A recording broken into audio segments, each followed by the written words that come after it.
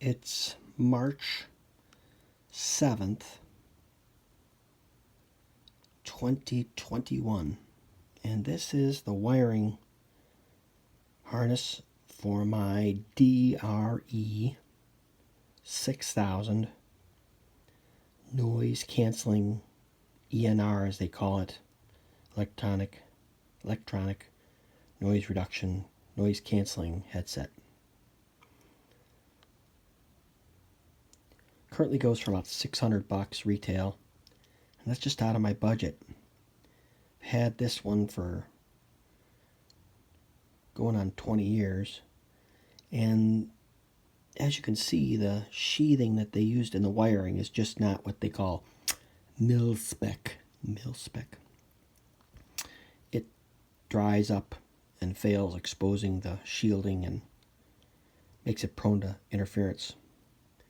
This over here is my solution, a brand new mil-spec wiring harness, for which I had to sort out the wiring diagram between the DRE 6000 on the left and the wiring that comes built into the current generation harness. And they rebuilt or redesigned the battery box that powers the noise reduction, taken out some annoying points of failure in the switches and the tendency for it to run low and interrupt power. I don't know all that's going on electronically, but the new battery box is a good investment. So my videos typically go out to folks that have sent me down a road to help me sort a problem.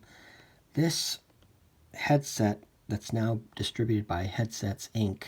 is probably sufficiently obscure that maybe nobody will view this and try to solve this the same way I did, but I called Sean down at Headsets Inc., the tech who used to do this job, and he talked me through this. So here's my new wiring harness on the old plug with the center post drilled out and the new wire run through.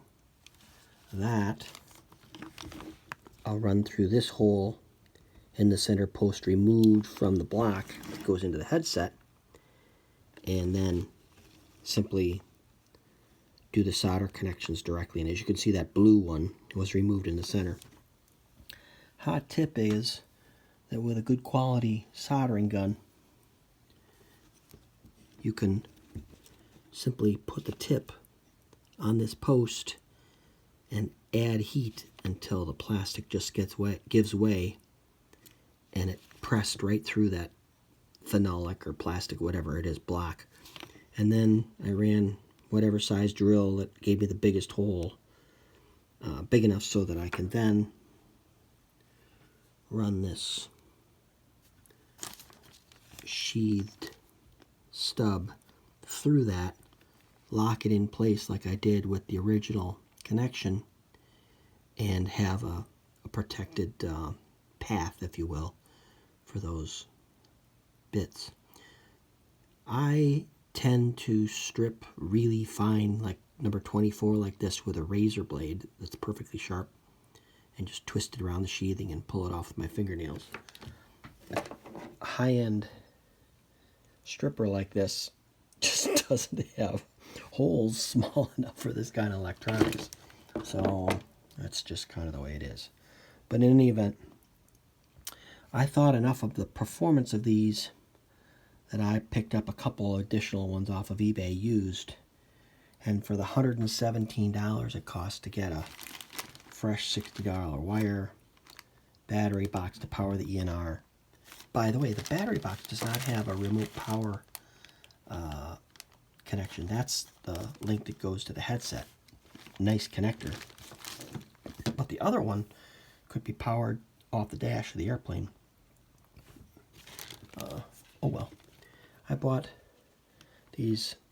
These are the old ones. These cups that go over the gels. Turns out that the technicians say that without those, the ENR can malfunction. You can get some feedback from, I don't know if it's wind noise or what, but I I've had some times when the batteries get low and I'm on descent, and it just seems like it's always on descent after an hour in the air, and I'll get this horrific feedback in the headset. And I'll be able to switch between headsets to decide if I have something else going on. But I think it all comes right down to the design problems that went into using this wiring and the supplier that gave a sheathing that just would not hold up. So, in conclusion, where's that piece? Oh, it's over here.